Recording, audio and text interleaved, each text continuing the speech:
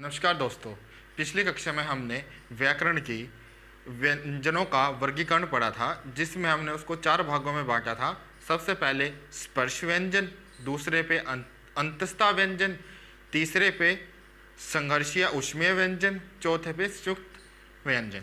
इसके बाद हम अगले वर्गीकरण में क्या करेंगे, हम प्राण तत्व या फिर हम कंपन के आधार पर, सबसे पहले हम कंपन के आधार पर देखते हैं।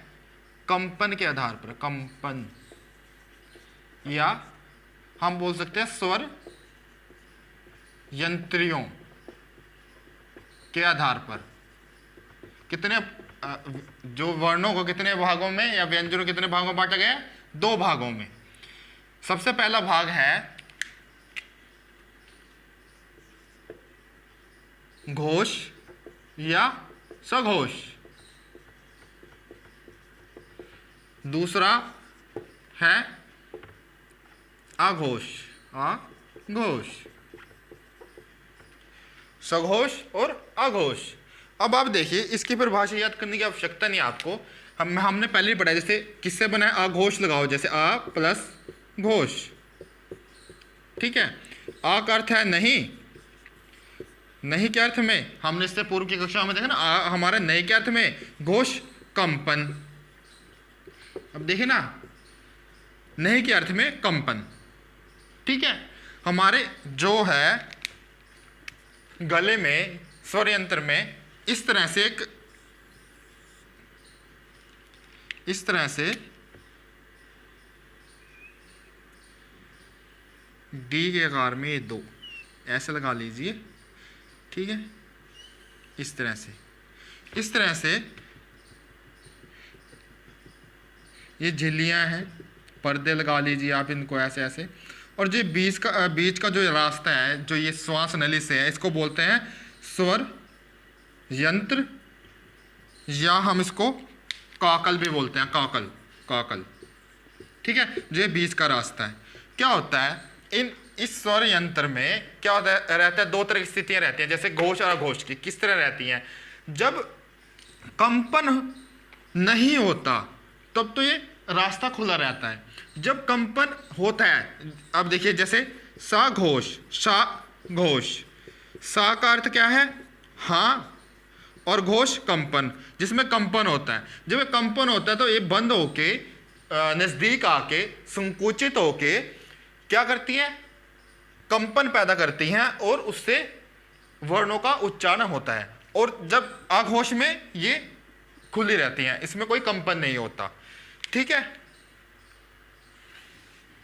रोक इसको, रोक इतना रोक कर जब साफ। कौन से आएंगे? देखिए, आ प्रथम नंबर पे आता है ना, ए जो है प्रथम नंबर पे आता है, तो पहला लगा लो, दूसरा, पहला दूसरा इकट्ठा, ये क्या रहेंगे? आघोष, ठीक है। सभी जैसे का, खा, ठीक है, चा, छा, ठीक है। उसके बाद टा, ठा, उसके बाद ता, था, उसके बाद पा, फा, ठीक है।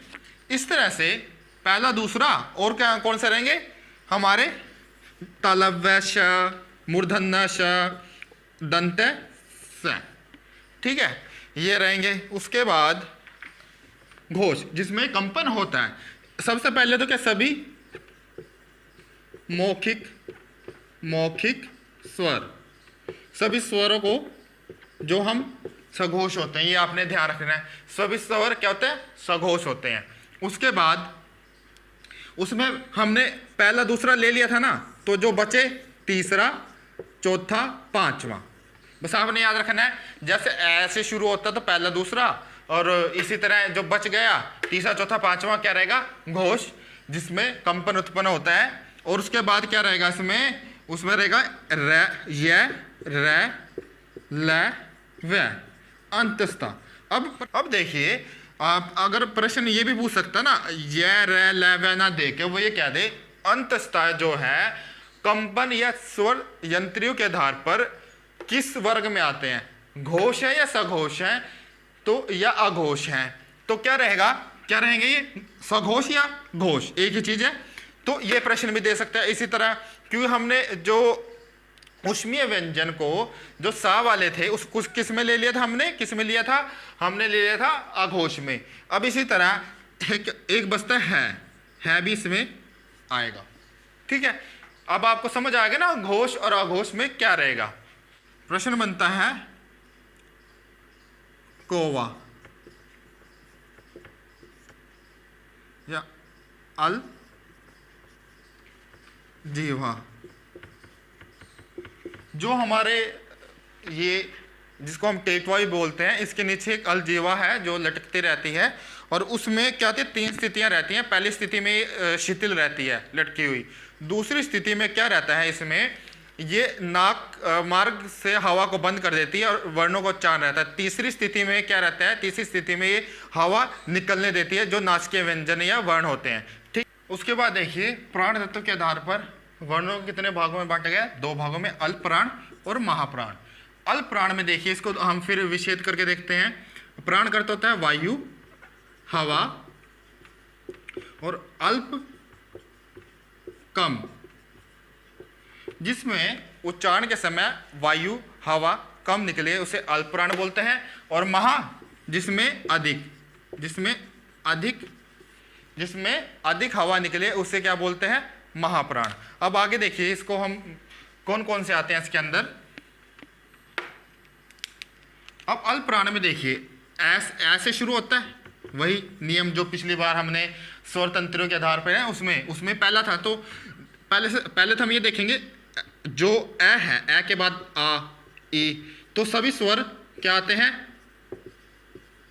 अल्प प्राण में आते हैं। ठीक है, और स्वर क्या हो गए, घोष और अल्प प्राण, ये आपने याद रखना है, क्योंकि वैसे मैं आपको अगली कक्षाओं में इसका एक चार्ट बना के दे दूंगा जिससे आपको समझने में आसानी रहेगी। और दूसरी बात क्या है, पहला आ गया और तीसरा और पांचवा ये क्या रहेंगे, अल्प प्राण। क्या रहेंगे, अल्प प्राण। मतलब कि यहाँ पे क्या कह रहा है कि यहाँ जो ओड नंबर है, ओड नंबर क्या है, अल्प प्राण, जैसे कै, गै और पंचमाक्षर। ठीक है, ये रहेंगे। और उसके बाद क्या रहेगा, या, रा, ला, वा। ये पहला, तीसरा, पांचवा, या, रा, ला, वा। और इसके बाद एक जो हमारा द्विगुत व्यंजन था, द्विगुण व्यंजन था, ठीक है, ताड़न जात व्यंजन है, उसमें अड़ा, वो भी अल्प प्राण है। तो इनकी संख्या कितनी है, इनकी संख्या जो है, संख्या वो 31 है। ठीक है, उसके बाद महाप्राण, जैसे उसमें क्या ओड नंबर थे, इसमें इवन नंबर, दूसरा और चौथा। ठीक है, दूसरा चौथा, ख और घ, ये रहेगा। ठीक है, उसके बाद जैसे हमने उसमें अंतस्था ले लिए थे, तो इसमें क्या बचा, श, श और स, और साथ में है। ठीक है, जैसे अल्प प्राण 31 थी उनकी संख्या, तो इनकी संख्या रहेगी 15। ठीक है, जो हमने अभी पढ़ा स्वर यंत्रियों के आधार पर और प्राण तत्व के आधार पर जो वर्णों के 2 भेद हैं, घोष अघोष, और प्राण तत्व के आधार पर अल्प प्राण और महाप्राण, उसके बारे में ये तालिका है। इसका स्क्रीनशॉट या इसको आप लिख भी सकते हैं। बच्चों आप इसका स्क्रीनशॉट ले सकते हो।